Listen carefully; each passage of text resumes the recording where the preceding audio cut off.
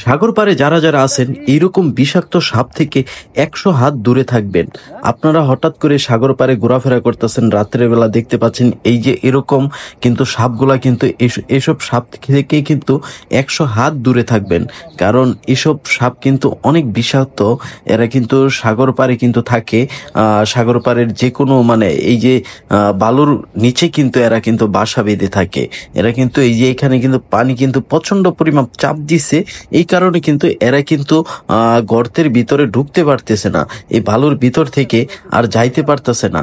দর্শক বন্ধুরা এই যে দেখতে পাচ্ছেন চেষ্টা করতেছে, অনেক চেষ্টা করতেছে গর্তের ভিতরে ঢুকার জন্য। একটু যদি পানির একটু নিঃশ্বাস পাইতো তাহলে কিন্তু ওরা গর্ত করে কিন্তু ভিতরে ঢুকে যেত। আপনারা যারা যারা সাগর পাড়ে থাকেন এবং ঘুরতে আসেন, ঘুরতে এসে কিন্তু আপনারা একটু সাবধানতার ভিতরে একটু থাকবেন। আসলে রাত্রের বেলা দেখা গেছে এরকম সাপের মাঝে যদি আপনারা পাড়া মারেন তাহলে কিন্তু এরা কিন্তু অনেক বিষাক্ত, অনেক বিষাক্ত।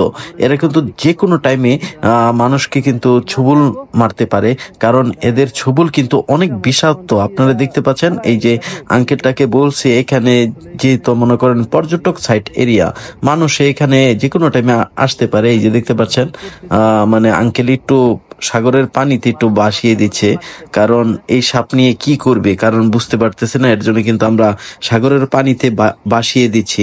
দেখতে পাচ্ছেন মানে এরা বিশাল ভয়ঙ্কর।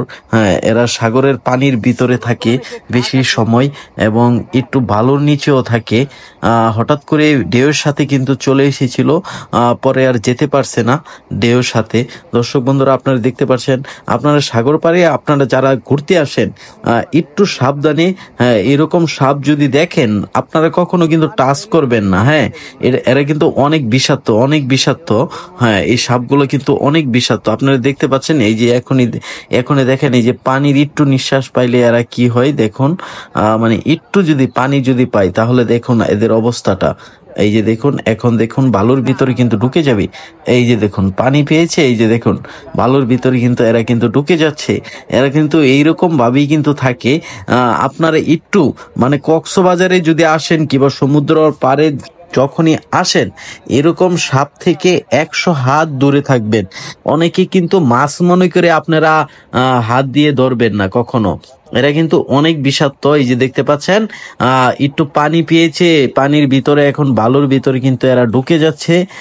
এরা কিন্তু অনেক বিষাক্ত, অনেক বিষাক্ত সাপ। হ্যাঁ, আপনারা কিন্তু এরকম সাপ থেকে ১০০ হাত দূরে থাকবেন। আজকে আমরা হঠাৎ করে সাগরের মাঝে আমরা লাবণী পয়েন্ট শেষ প্রান্তে আসলে আমরা পেয়ে গেছিলাম, এখানে তেমন একটা পর্যটক নাইগা, হঠাৎ করে এই সাপটা কিন্তু পেয়ে গেছি। এই যে দেখতে পাচ্ছেন কিভাবে ভিতরে ঢুকতেছে। দর্শক বন্ধুরা একটু লক্ষ্য করুন, এরকম সাপ থেকে আপনারা ১০০ হাত দূরে থাকবেন। আর কক্সবাজারে যারা যারা পর্যটক সাইট নিয়ে একটু থাকবেন, বাইরে কিন্তু অনেক ধরনের বিষাক্ত পানি কিন্তু বাস করে, এদের থাকতে ১০০ হাত দূরে থাকবেন।